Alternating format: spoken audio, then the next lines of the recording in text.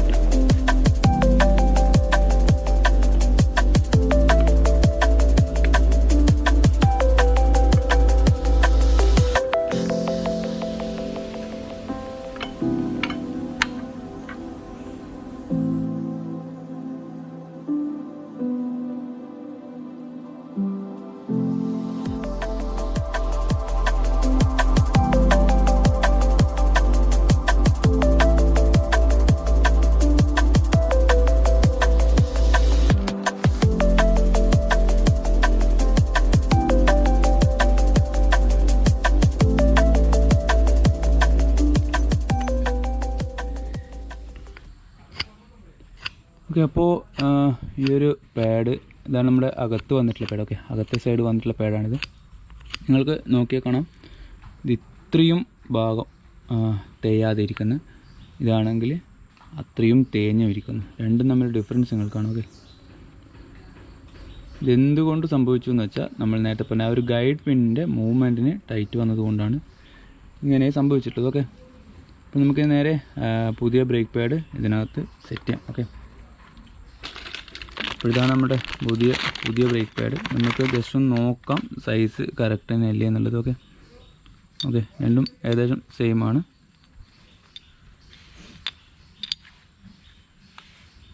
Okay, എല്ലാം same തന്നെയാണ്. പുതിയ ബ്രേക്ക് പാഡും പഴയ ബ്രേക്ക് പാഡും കാണാം അല്ലേ, എത്ര ഡിഫറൻസ് ഉണ്ട്.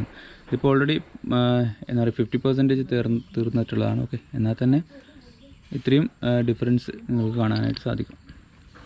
ഓക്കെ, ഇത് നമ്മുടെ റിയർ ഇപ്പോൾ നിലവിലുള്ളത് നിഫിൻ്റെ ബ്രേക്ക് പാഡാണ്. ഓക്കെ, നിഫിൻ്റെ ബ്രേക്ക് പാഡാണ് ഈ റിയറിൽ വന്നിട്ടുള്ളത്. ഇത് ഞാൻ ഷോറൂമിൽ നിന്ന് വാങ്ങിയിട്ടുള്ളതാണ്. ഇതിനാണ് ഏകദേശം 960 രൂപയോളം വില വന്നിട്ടുള്ളത് നിഫിൻ്റെ ബ്രേക്ക് പാഡിന്. അറിയാം, നമ്മളിപ്പോൾ ആഫ്റ്റർ മാർക്കറ്റ് എടുക്കുകയാണെങ്കിൽ ഇതിപ്പോൾ 450 രൂപയാണ് രണ്ടിനും, ഫ്രണ്ടിനും ബാക്കിനും രണ്ടും കൂടി 450 രൂപ മാത്രമേ ആയിട്ടുള്ളൂ. ഓക്കെ, നമ്മളെന്തായാലും ഈ ഒരു ബ്രേക്ക് പാഡ് ഏതാണ്ട് തീർന്നിട്ടുണ്ട്. നമ്മുടെ ഡെഡ് ലൈന് കംപ്ലീറ്റ് ആയിട്ടുണ്ട്. പക്ഷേ ഈ ഒരു ബ്രേക്ക് പാഡ് തീർന്നിട്ടില്ല. നമ്മുടെ ഡെഡ് ലൈൻ ഇന്നും കംപ്ലീറ്റ് ആവാൻ ബാക്കിയുണ്ട്. ഓക്കെ, അപ്പോൾ എന്തായാലും നമ്മുടെ ബ്രേക്ക് പാഡ് ഇൻസ്റ്റാൾ ചെയ്യാം. ഓക്കെ,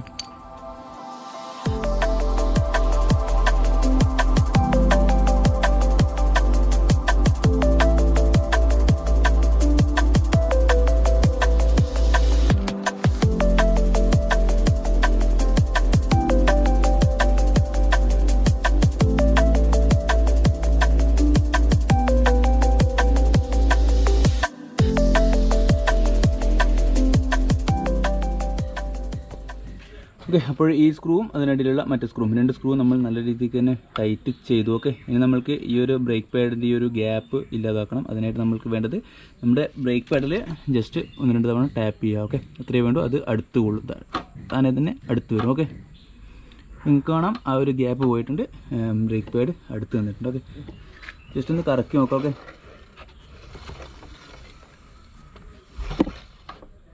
ഓക്കെ, ഞാൻ ജസ്റ്റ് ഒന്ന് ബ്രേക്ക് ടാപ്പ് ചെയ്യാണ്. എൻ്റെ കൈ നിങ്ങൾക്ക് കാണുന്നുണ്ടാവുമെന്ന് കരുതുന്നു. ഓക്കെ, ബ്രേക്ക് ഞാൻ ടാപ്പ് ചെയ്യാം.